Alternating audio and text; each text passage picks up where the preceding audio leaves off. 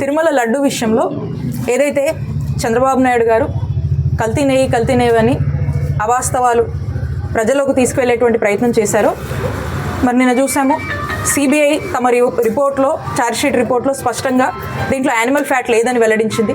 అలాగే ఎన్డీడీబీ కూడా animal fat కలవలేదు అని చెప్పి వారి యొక్క రిపోర్ట్లో స్పష్టం చేసింది. నిజం గెలిచింది అని చెప్పేసి ఏదైతే చంద్రబాబు నాయుడు గారు ఒక ముఖ్యమంత్రి హోదాలో ఉండి కూడా చాలా క్యాజువల్గా కల్తీ నెయ్యి అని చెప్పి ప్రజల్లోకి తీసుకెళ్లే ప్రయత్నం చేశారో, మరి ఈ రిపోర్ట్సే స్పష్టం చేస్తూ ఉన్నాయి ఎక్కడ కూడా జంతు కొవ్వు కలవలేదు అని. కాబట్టి మేము మా చిల్లూరుపేటలో ఉన్నటువంటి నియోజకవర్గ ప్రజలందరూ, ఇక్కడ ఉన్నటువంటి మా నాయకులము, నిజం స్పష్టమైంది, ఆ దేవుడు ఉన్నాడు అని చెప్పేసి మేము వెంకటేశ్వర స్వామి గుడి బోయపాలెంలో ఆ గుడికి వెళ్ళి అక్కడ పూజలు నిర్వహించి అక్కడ దేవుణ్ణి, ఆ వెంకన్న స్వామిని ఇప్పటికైనా చంద్రబాబు నాయుడు గారికి మంచి బుద్ధి ప్రసాదించాలి, ఇలాంటి అవాస్తవాలు, తప్పుడు ప్రచారాలు, దేవుడిని కూడా తమ స్వార్థ రాజకీయాలకు వాడుకోవద్దు, దేవుడంటే భక్తి భయం అనేది ఉండాలి, చంద్రబాబు నాయుడు గారికి ఆ వెంకన్న స్వామి ఖచ్చితంగా కూడా దీని ప్రతిఫలం చూపించాలని చెప్పి మేము కోరుతూ మేము మా పూజలన్నీ కూడా కంప్లీట్ చేసుకొని బయటకు వచ్చాం. అక్కడ బయటకు వచ్చేంత లోపు మేము మా నాయకులందరూ వస్తుంటే అక్కడ కొంతమంది గ్యాదర్ అయ్యి ఏదో అరుస్తూ ఉన్నారు, ఏవో స్లోగన్స్ ఇస్తూ ఉన్నారు. ఎందుకు వచ్చారు ఏంటి అని చెప్పి మా నాయకులు కూడా కనుక్కుంటా ఉన్నారు, ఎందుకు వచ్చారు ఏంటి అని చెప్పి. మేము వచ్చి మా కారు ఎక్కుతూ ఉంటే అక్కడ గోల చేస్తూ ఉన్నారు. అంటే ఈ టీడీపీ గూండాలంతా కూడా మేము నిజం రాష్ట్ర ప్రజలందరూ కూడా స్పష్టమైంది, చంద్రబాబు నాయుడు గారు మరొకసారి దేవుణ్ణి కూడా రాజకీయాల్లోకి రాగి తమ స్వార్థం కోసం ఎలా వాడుకుంటున్నారనేటువంటి విషయాన్ని ప్రజల్లోకి తెలియజేస్తున్నాము. అలాగే ఈ రిపోర్ట్స్ కూడా స్పష్టం చేసినాయి అని చెప్పి మేము వస్తే ఇప్పటికేనంట వీళ్ళకి ఆల్రెడీ ఆదేశాలు ఉన్నాయంట. ఏమని? ఎమ్మెల్యే ఆఫీస్ నుంచి ఏమైనా ఆదేశాలు ఉన్నాయంటే, ఇప్పటికే ఈ కల్తీ నెయ్యి విషయంలో ఈ కూటమి ప్రభుత్వం డిఫెన్స్లో పడింది, ఎక్కడా కూడా దీన్ని ఎంకరేజ్ చేయొద్దు, ఎక్కడికక్కడ వైసీపీ వాళ్ళు గుళ్ళకి వెళ్ళినా ఇంకో అభిషేకాలు చేసినా కట్టడి చేయండి అని చెప్పేసి వాళ్ళకంటే ఆదేశాలు ఉన్నాయంట.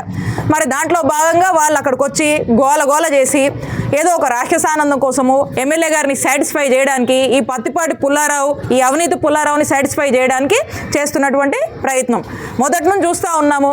ఈ కూటమి ప్రభుత్వం అధికారంలోకి వచ్చిన దగ్గర నుంచి కూడా ఈ పత్తిపాటి పుల్లారావు పని ఏంటంటే వైసీపీ వాళ్ళని వెంటాడము, కేసులు పెట్టడము, ఎందుకంటే ఇక్కడ యాక్టివ్గా ఉండొద్దు, ఇక్కడ పని చేయొద్దు, ఈ నియోజకవర్గంలో తిరగొద్దు అనేటువంటి ఒక టార్గెట్ పెట్టుకొని మరి వైసీపీ వాళ్ళని వెంబడిస్తూ ఉన్నారు. ఈరోజు ఈ గూండాలని కూడా మా మీదకి పంపి మేము ప్రశాంతంగా గుడికి వెళ్ళి పూజలు నిర్వహించి ఆ దేవుడు ఉన్నాడు, ఆ వెంకటేశ్వర స్వామి చంద్రబాబు నాయుడు గారికి బుద్ధి చెప్పాలి, దేవుడి విషయంలో కూడా రాజకీయం చేయడం అంటే దేశంలో ఎక్కడ చూడలేదు, దేశ చరిత్రలో కూడా ఎవరు ఉండరు, చంద్రబాబు నాయుడు గారే ఉంటారు. దేవుణ్ణి కూడా తమ ప్రయోజనాల కోసం రాజకీయాల్లోకి లాగినటువంటి వ్యక్తిగా మరి బయటకు వస్తే ఈ విధంగా చేస్తూ ఉన్నారు. నేను ఒకటే చెప్తా ఉన్నాను, ఈ ఎమ్మెల్యే పత్తిపాటి పుల్లారావు గారికి, ఈ టీడీపీ గూండాలకి, మీరు ప్రతిపక్షంలో ఉన్నప్పుడు ఇక్కడ కోవిడ్ వచ్చినా, ప్రజలు కష్టాల్లో ఉన్నా మీరు వదిలేసి హైదరాబాద్లో ఉన్నారు, మీరు అడ్రస్ లేరు, ఇక్కడ మీరు వదిలేసిపోయారు, మీరు మీలాగే మేము కూడా ఉండాలని కోరుకుంటున్నారు అనేటువంటి విషయం అక్కడ ఇక్కడ మాట్లాడుతుంటే తెలుస్తుంది. అలా కుదరదు.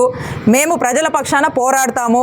ప్రజలకు ఏ కష్టం వచ్చినా, రైతన్నలకు ఏ కష్టం వచ్చినా, విద్యార్థులకు ఏ కష్టం వచ్చినా, ఇక్కడ ఉన్నటువంటి నియోజకవర్గ ప్రజలకు రాష్ట్ర వ్యాప్తంగా కూటమి ప్రభుత్వం వచ్చాక మీరు చేస్తున్నటువంటి మోసాల మీద మేము బలంగా పోరాడతాము, మేము యాక్టివ్గా ఎదుర్కొంటాము.